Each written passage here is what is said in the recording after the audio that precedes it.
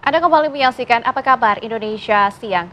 Pemirsa, kasus salah tangkap terhadap 4 anak berhadapan hukum dalam penganiayaan oleh geng motor terhadap 2 warga Tasikmalaya, Jawa Barat menarik perhatian warga. Tim TV One pun mencoba menelusuri kasus yang terjadi pada November 2024. Berikut penelusuran Iman Fajar dan juru kamera Mulia Rahman untuk Anda. Ya, ini merupakan Jalan Mayor LS Tobing, tempat terjadinya tindak penganiayaan terhadap 2 orang warga Tasikmalaya yang diduga dilakukan sekelompok geng motor. Kita akan langsung mengetahui seperti apa kejadian, kronologi detailnya langsung dari korban yang selama saat itu adalah Mas Topik. Selamat siang, Mas. Selamat siang. Mas Topik, seperti yang kita tahu pada tanggal 17 November 2024 lalu, Mas Topik sempat menjadi korban ya penganiayaan dan alhamdulillah Mas Topik selamat. Boleh diceritakan, Mas, seperti apa detail kronologinya pada malam hari itu? Ya, kalau pertama kali saya kejadian di sini, saya kencing dulu. Datanglah segerombolan geng motor dari situ, 5 motor sambil bergeber-geber motornya. Di sini mengelempari batu ke teman saya, sama teman saya teman saya bilang wow, dan di depan situ mereka putar balik. Disinilah saya kejadian, waktu pertama kejadian di baseball sama teman saya ya, dipukul sama stick baseball. Di sini saya jatuh dan teman saya juga jatuh. Saya sempat berdiri lagi di lari ke sini, di sinilah.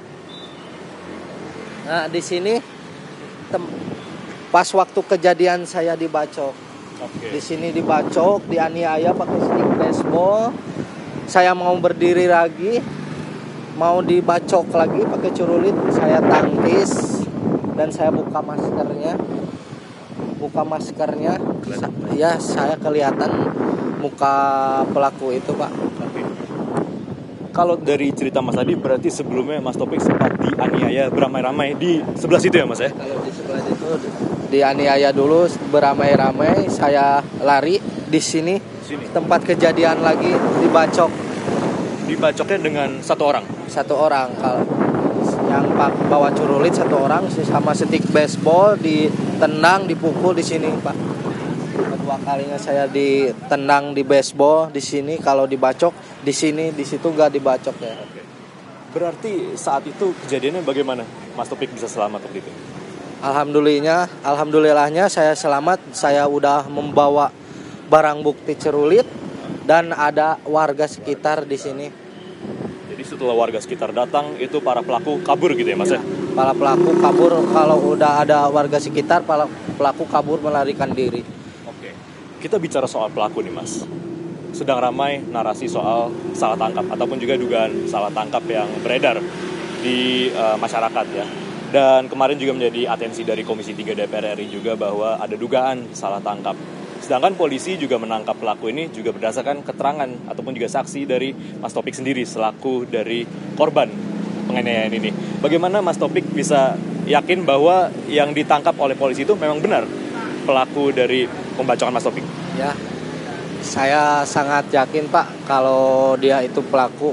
Soalnya saya kan di sini menangkap celurit dan membuka masker. Saya mengetahui wajahnya pelaku.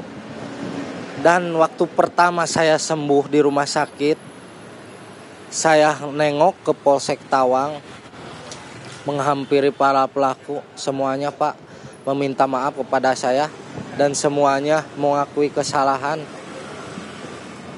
Yang benar-benar mengakui kesalahan, yang membacok saya, dia menangis, meminta maaf kepada saya.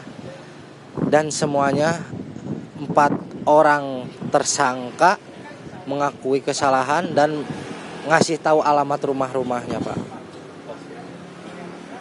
Setelah itu berarti Mas Topik kan sempat dirawat dulu ya di rumah sakit. Waktu itu apa saja sih, Mas, yang kemudian menjadi cedera dari Mas Topik sendiri? Boleh ditunjukkan mungkin? Kalau masalah cedera ini, Pak, yang satu ini luka mau hampir putus, 15 jahit, Pak. 15 jahit Ini cuma kegores doang sama cerulit. Yang lebih parahnya ini Pak, yang tembus sampai paru-paru. Boleh dilihat ini. Oh, di situ aja nggak apa-apa. Oke, Mas Taufik, terima kasih banyak atas waktunya dan semoga Mas Taufik bisa segera sembuh dan segera pulih ya Mas ya dari luka-lukanya. Terima kasih banyak atas waktunya. Itu dia pemirsa wawancara kami dengan salah satu korban, yaitu Taufik dari korban penganiayaan di Tasikmalaya. Pemirsa, kami langsung ajak Anda untuk mengetahui bagaimana perkembangan dari kasus salah tangkap ini. Masih bersama dengan rekan kami Iman Fajar yang siap mengabarkan untuk Anda. Iman, bagaimana perkembangan dari kasus salah tangkap ini?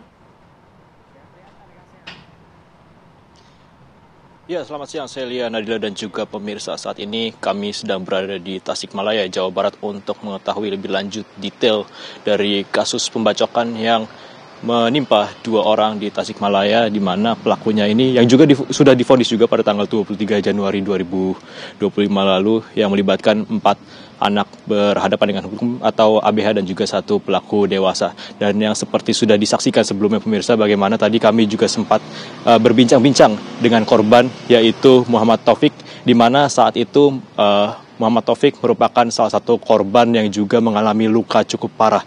Bahkan Muhammad Taufik sendiri juga menyampaikan kepada kami bahwa saat itu dia hampir meninggal. Namun kemudian penanganan dari rumah sakit juga sempat terkendala, namun komunitasnya dari Tarung Derajat membantu dirinya sehingga dirinya bisa melunaskan tagihan rumah sakit untuk menyembuhkan dirinya. Dan untuk saat ini kondisi dari Muhammad Taufik juga sudah kembali sehat, namun masih terus melakukan kontrol ke rumah sakit. Dan bicara mengenai narasi salah tangkap yang tadi disebutkan oleh Celia dan Nadila juga pemirsa, memang narasi salah tangkap ini juga mencuat sekitar 2 minggu belakangan. Kalau kita kilas balik mengenai bagaimana kasus ini terjadi pada tanggal 17 November 2024 lalu, saat itu pelakunya ini baru ditangkap pada tanggal 30 November 2024, di mana saat itu Polres Tasikmalaya sedang melakukan razia atau sweeping di malam hari dan kemudian menemukan sekelompok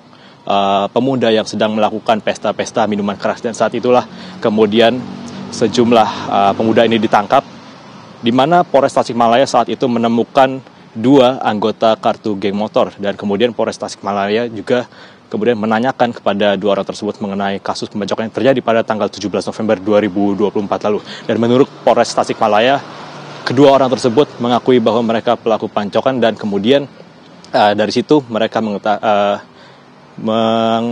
memberitahu pelaku-pelaku lainnya ataupun juga keberadaan dari pelaku lainnya.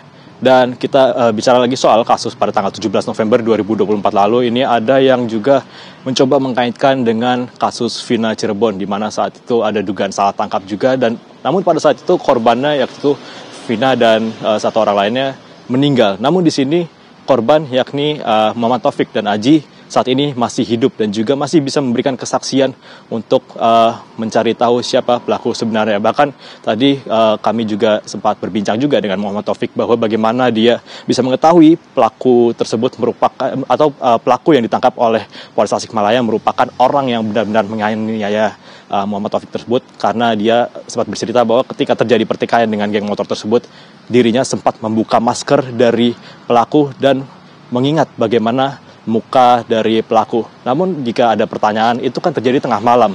Bagaimana Taufik bisa mengetahui muka dari pelaku pembacokan? Saat itu TKP-nya berada di dekat sebuah apotek, di mana kami juga melihat sendiri bagaimana pada malam hari jalanan di titik tempat terjadinya pembacokan ini cukup terang, sehingga ini juga membuktikan dari keterangan Muhammad Taufik bagaimana dia bisa melihat muka pelaku dengan jelas. Dan kalau kita bicara mengenai perkembangan kasusnya ini, pada tanggal 21 Januari lalu sempat ada rapat dengar pendapat umum dengan Komisi 3 DPR RI membahas mengenai kasus ini. Lalu juga dilanjutkan pada tanggal 30 November 2024, di mana Polres Tasikmalaya juga diundang untuk mendengarkan rapat dengar pendapat umum dengan Komisi 3 DPR RI membahas mengenai kasus ini, dan sejumlah rekomendasi juga telah dikeluarkan oleh Komisi 3 DPR RI. Dan hingga saat ini setelah sebelumnya sudah jatuh vonis terhadap ABH 4 ABH ini,